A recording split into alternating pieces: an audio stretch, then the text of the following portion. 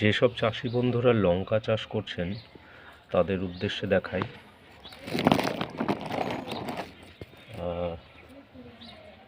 এটা একটা ডাল আমার টবে লঙ্কাটা লাগানো আছে।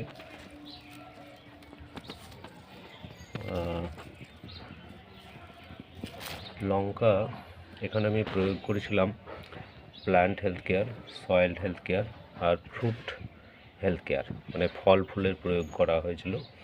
তো কিভাবে লঙ্কা এসেছে দেখুন, থোকা থোকা হয়ে।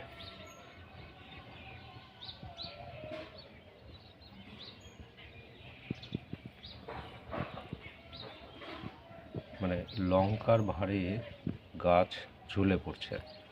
তো এইরকমই রেজাল্ট। এটা আমার টবে লাগানো আছে, দেখুন।